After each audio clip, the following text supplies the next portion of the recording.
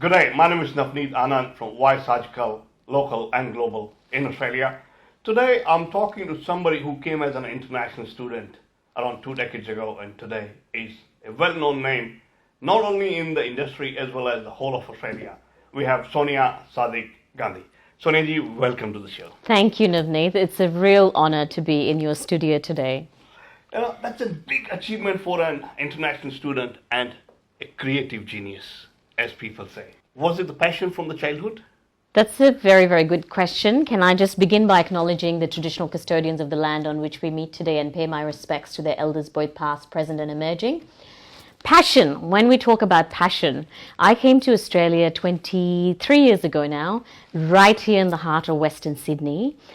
And no, it wasn't a passion growing up. You know, growing up, your parents want you to be a doctor, an engineer, a lawyer. So I was well and truly clubbed into those three different professions as, you know, coming from an Indian family. But when I came to Australia, you know, saw the land of opportunity and the gaps that existed in the creative sector, and hence the space that I'm in today, which is the founder of a multi-award-winning social enterprise, Gandhi Creations.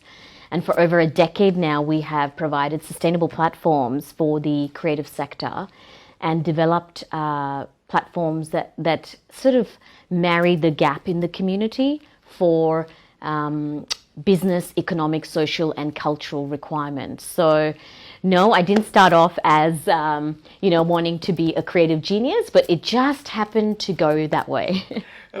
They say the champion of diversity and a serial entrepreneur. How do you take these compliments?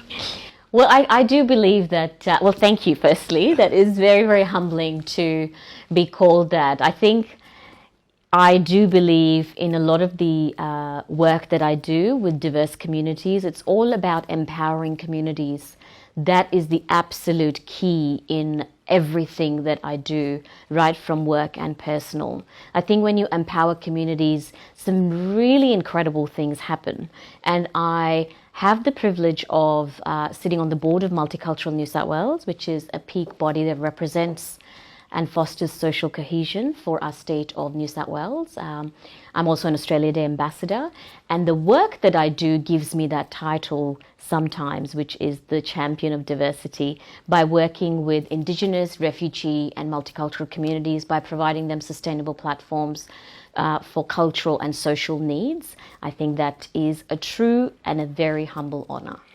Talking about the Australia Day ambassador, I think 3 years consecutively, 2018, 19, and 20.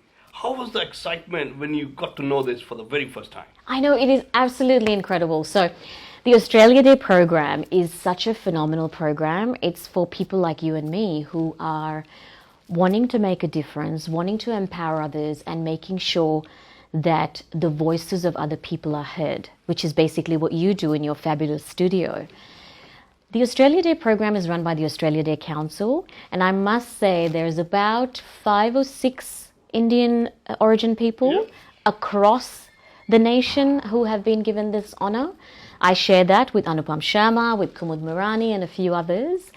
But it's a humbling experience, but I always I'll just sort of spend a moment about what it is. Basically, you are given the opportunity to go and speak to communities and provide a keynote speech, but also you hand out the citizenship ceremony certificates, which is a big honor, with the mayor of that local council.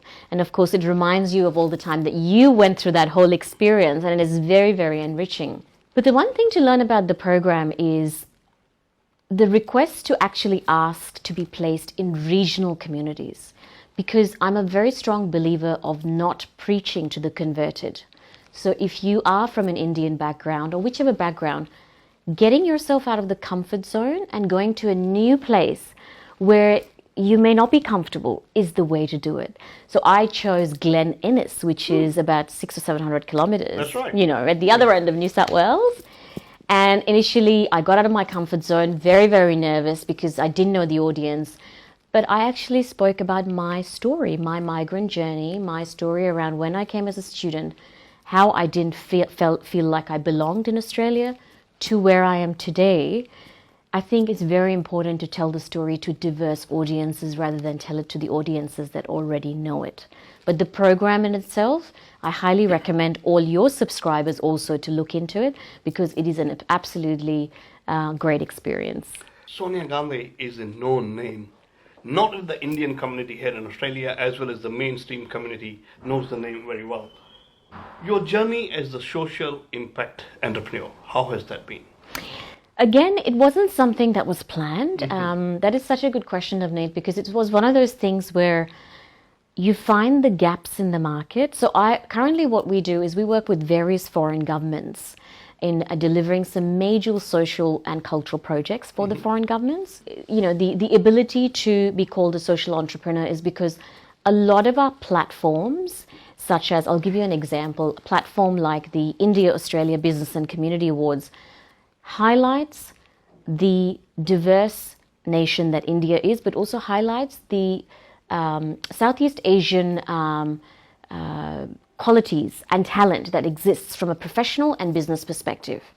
The other platform that we run, that we direct, is Western Sydney Awards for Business Excellence, which is huge. And we were brought in by government to change that platform quite a few years ago. And the other third platform that we founded is Fabrics of Multicultural Australia, which is purely a platform that brings together Indigenous, migrant and refugee community talent and shares them on a global stage. So as a social entrepreneur, obviously my mind is always running 100 miles an hour as to how do we empower each community to be able to then, for them, to carry on the work. Because I'm a very strong believer of not using the word I. I believe that nothing in this world can be achieved by the word I, because I does not translate into big outcomes. We and empowerment translates into big outcomes. So empowering communities is my mantra. You know, aajKal, former, Wasabi, because what I feel is the platforms like Wasabi that sustain and support the business sector across the greater Western Sydney. What's your take on that? Look, Wasabi is a 30-year-old platform that is run by the Parramatta Chamber of Commerce, and it's very important for any platform to reflect the audience that the platform sits in. So when you're running a big, massive initiative or project, what you have to see is who is your audience. So we came in to actually then ensure that we were very inclusive of the community, to invite diverse communities to apply. It's a free platform for the awards. And so many amazing entrepreneurial journeys like yourselves, we're told, we're heard, because at the end of the day, everyone loves a good story, right? Everyone loves a good story, but what that story does, it helps you talk about the challenges. Like, I didn't get to the place that I did by simply sitting at a desk, right? There are so many challenges that you go through on a business journey. And when you come here as a new arrival, I think I'm so compassionate to the idea of sharing those stories, that a platform like Wasabi that focuses purely on business journeys helps us tell that story. You know, the other organization that I represent called Gemco Sydney, and Yes. the motto is Dream Big, Achieve Big. Absolutely. And you are the true example of dreaming big and achieving big. Coming as an international student to this country, a lot of dream, having no idea what to be done. But once we cross the hurdles, to cross the hurdle, you gotta be out of your comfort zone, out of the 4x4 room, be out, talk to people, meet people, have a vision which is outside the scare. And one can Absolutely. achieve it. Absolutely. And I think curious leadership, which I quite respect about what you do with Gemco as well, is being very curious about what's out there and consistently learning. Because the day you wake up and you say, I know everything, I've no other thing to learn, you're basically stagnant. Growth comes to 100% standstill, right? And for businesses, it's so important to consistently adapt, grow, and improvise. Always give yourself a target. This was the line that was told to me by the great legend, Mr. Amitabh Bachchan. Oh, and yes. every day I wake up, give myself a target to go out and achieve it. Absolutely. And you have, which is incredible. Thank you so much. So how do you raise the awareness of Indians in Australia and the Australians in India to encourage the good relations between the two countries? That question is very close to my heart, purely because I am such a patriot. And the way we do it is through that platform that I mentioned earlier, which is the India-Australia Business and Community Awards. So we invite applications free for people to enter their stories into it.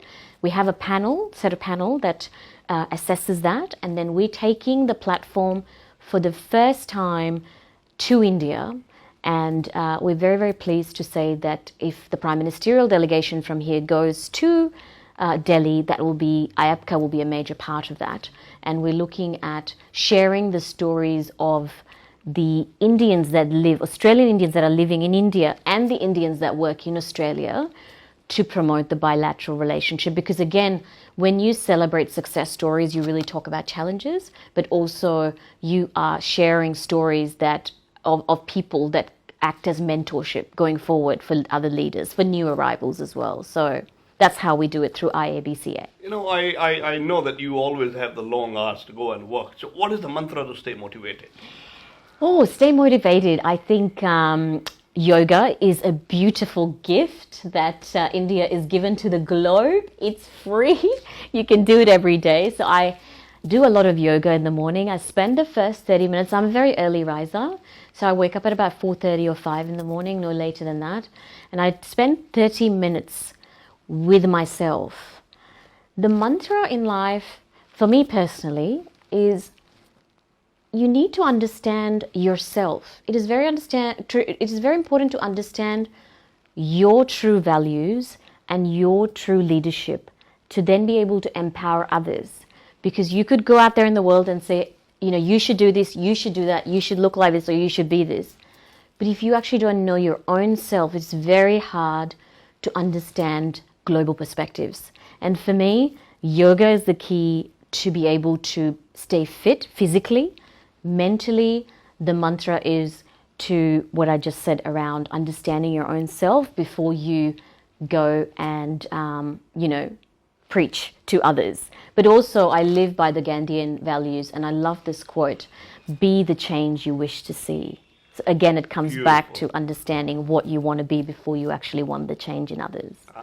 It has been absolute pleasure for me talking to Sonia Gandhi. I normally say all the good things come in small packages, and she is the true example of that. Sachin Tendulkar, A.R. Rahman, Sonia Gandhi, wow. Thank you, Navneet. What an absolute honor to be here. जी हाँ, आज हमने की सोनिया गांधी से बातचीत और मैं आपका Navneet on this platform which is Voice aajKal, local and global. Sonia, thank you so much. Thank you for having me. One-stop answer to your Australian education and visa matters. Gemco Sydney. Dream big, achieve big. Fiji Times. Be with the times.